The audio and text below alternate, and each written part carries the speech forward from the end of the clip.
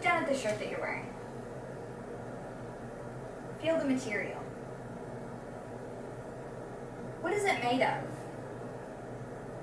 Did you choose that shirt because you liked the effect of material?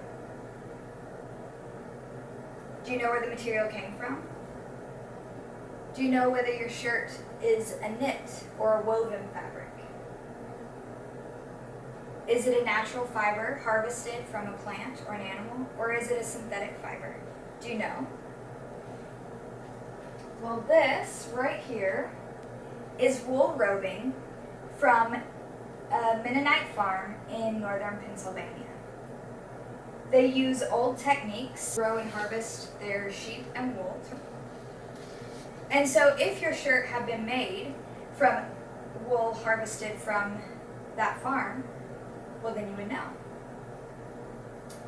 This presentation is hand spinning and art yarn, and it is my class technical presentation skills for the spring of 2016 for the Department of Learning Technology at the University of North Texas. I'm Holly Guerrero. So there are lots of different fibers that can be used for spinning. For the purposes of this presentation, we're just going to stick to wool. Wool is a natural fiber harvested from an animal.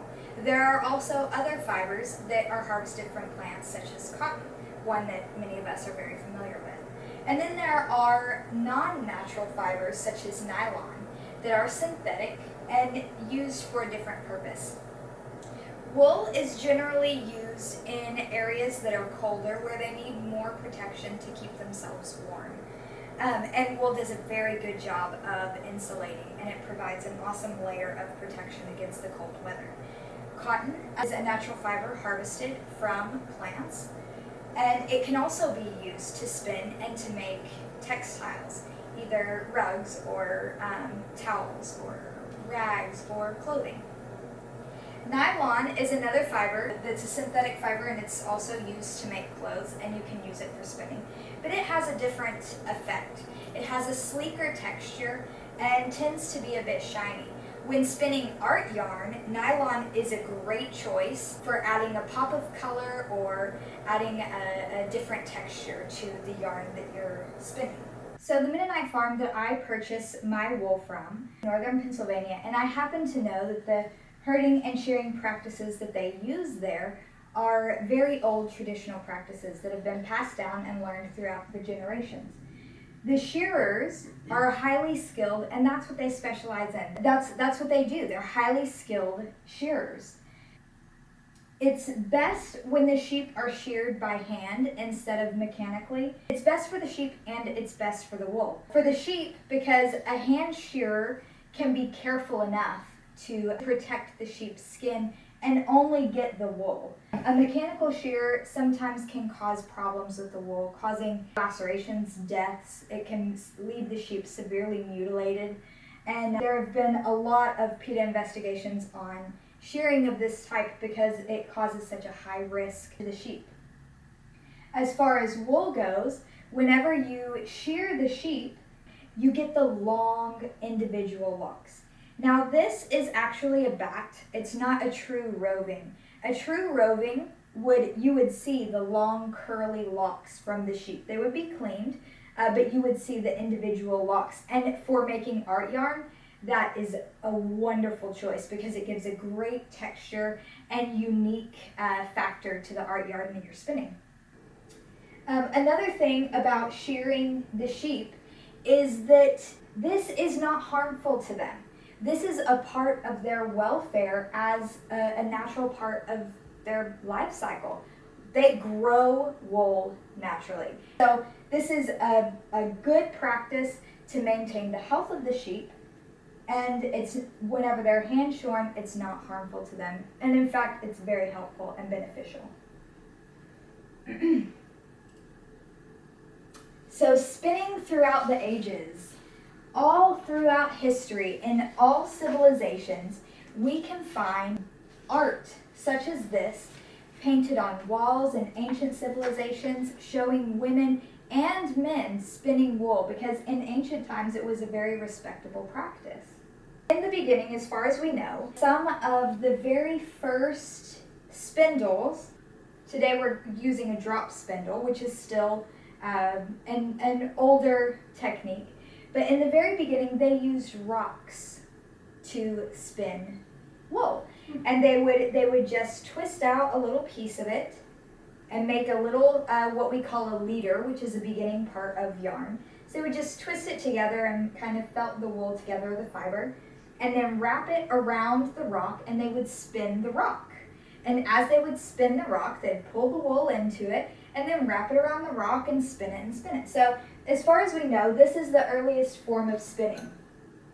As time progressed, they started adding the rock with a stick, and sometimes it was a hooked stick. And so they would use the rock to add weight to their hooked stick spindle for spinning the rock and then using the stick to wrap it around.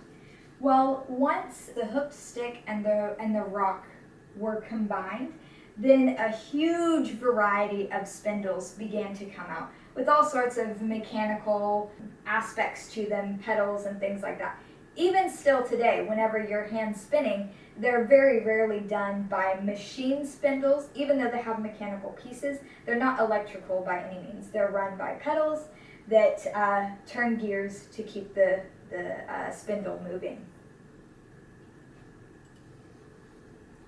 So the cleaning process.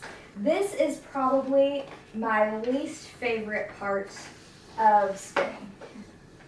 Fortunately, this wool I did not purchase raw. I purchased this from the Mennonite farm, and they send it to me pre-prepared.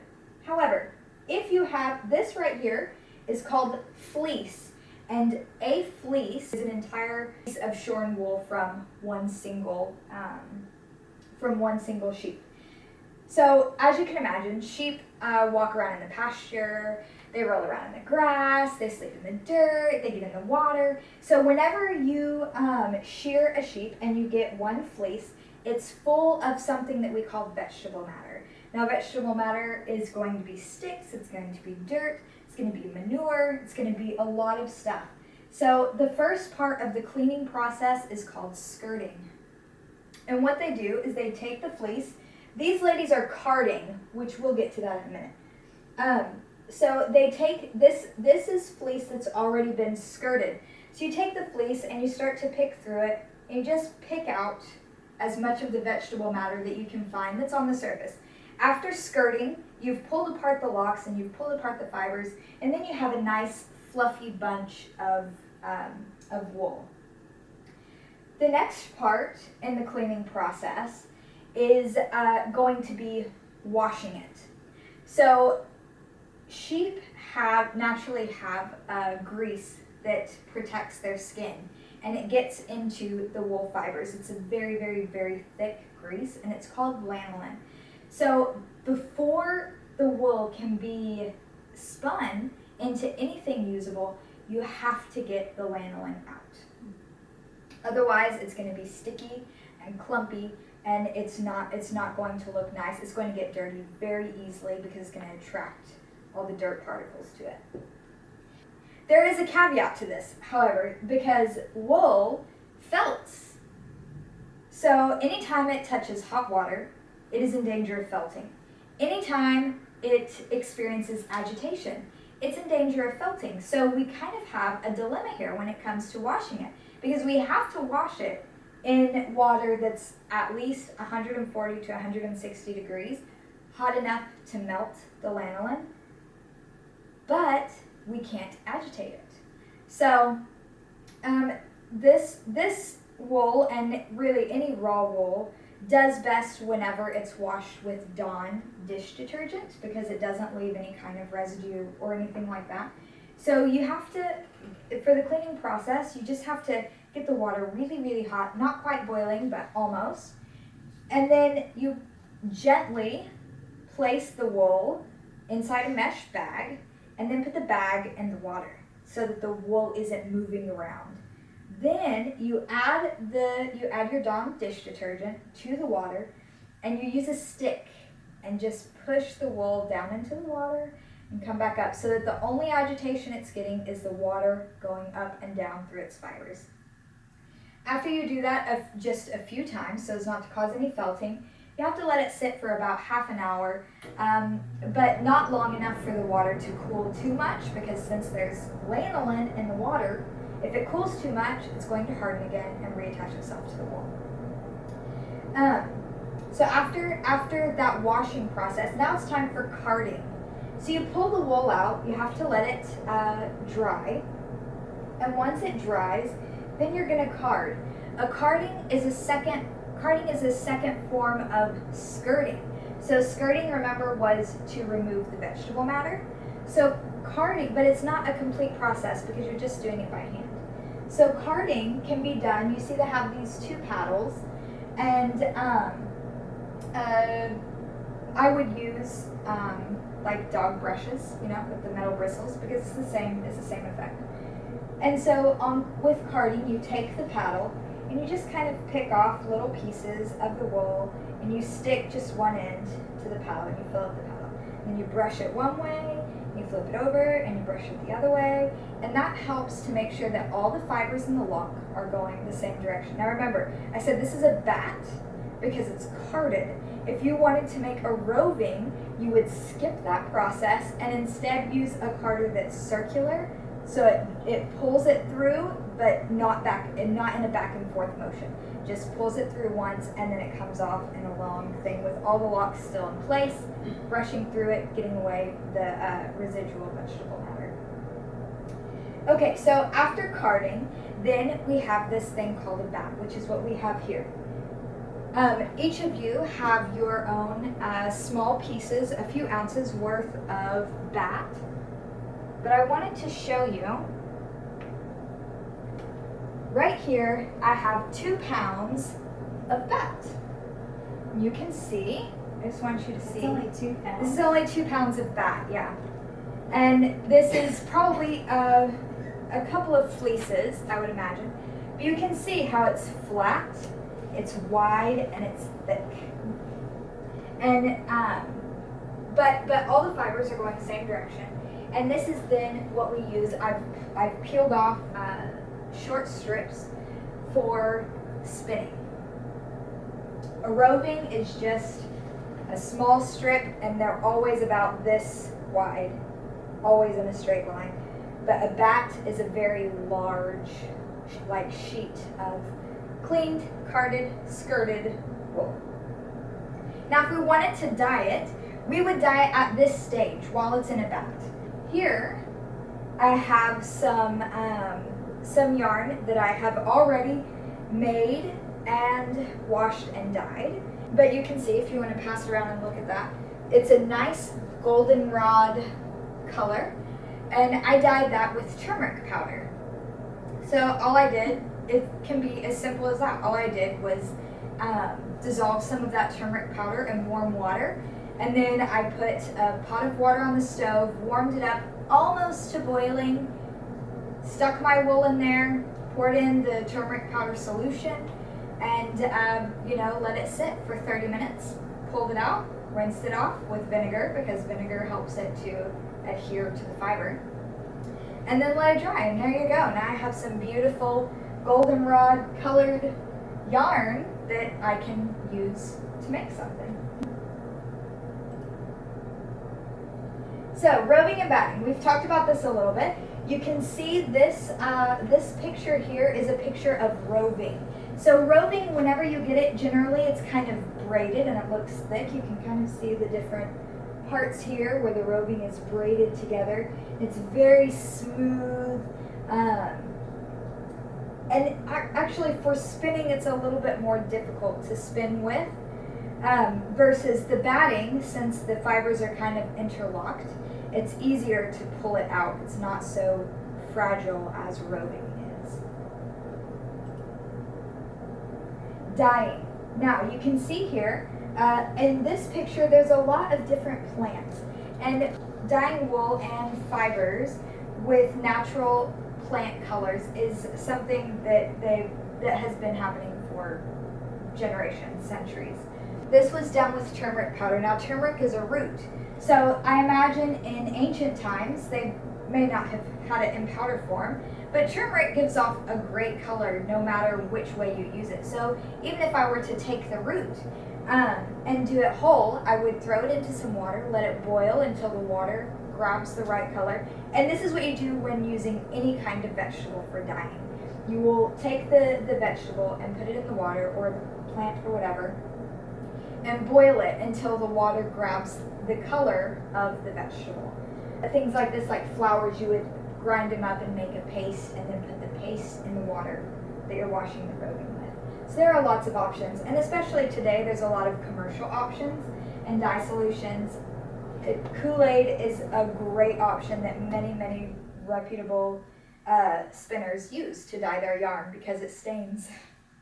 It doesn't come out of your clothes, does it? Doesn't come out of the wool either. Beets are a great one. Yeah, beets give a wonderful, rich color. Okay, so now we are going to talk about actually spinning. So if everyone can grab a spindle, please.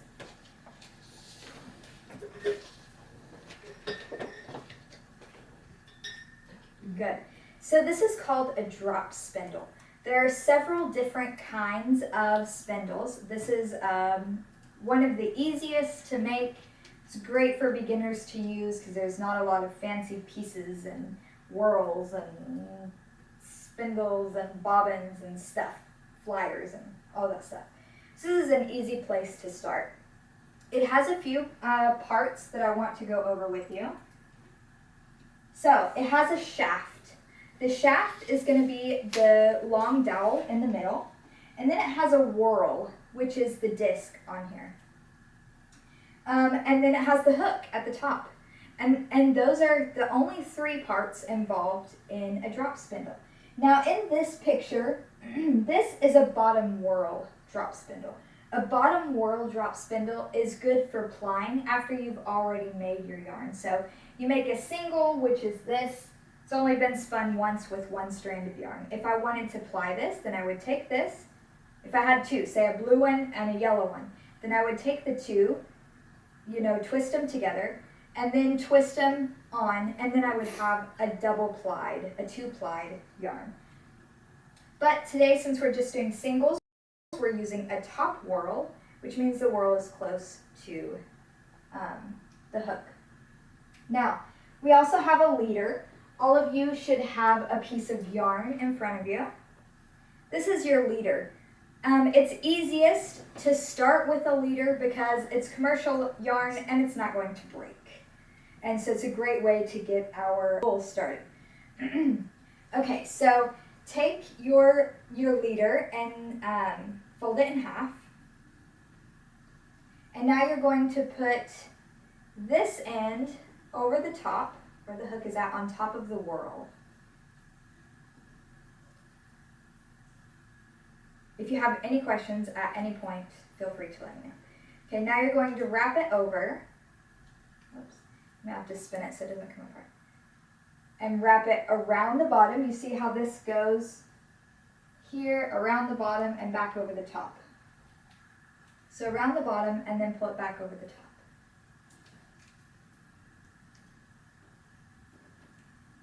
Yes.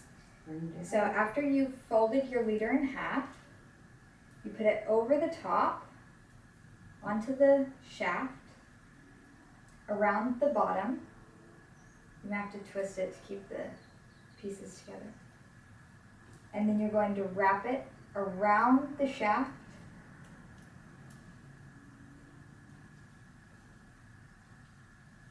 Good. And then bring it back up in the same spot that you took the original piece over. Okay, got it? Now you're going to wrap it around the shaft on the top. You can do that once or twice. And then hook it through. And you should be able to hang your drop spindle by holding the leader. Good. Okay. Now, take your wool. Just have a few pieces. Just a small portion. And unroll it so that it's all laying out flat. So we have our drop spindle and we have our wool.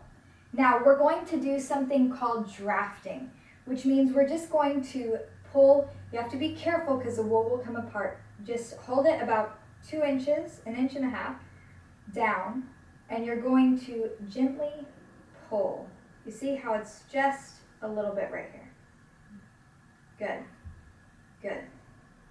Yeah, a little bit more. There you go. Okay, now we're gonna take our 2 pieces of the leader and we're gonna put the draft in between those 2 pieces. So you see how it's going sideways in between?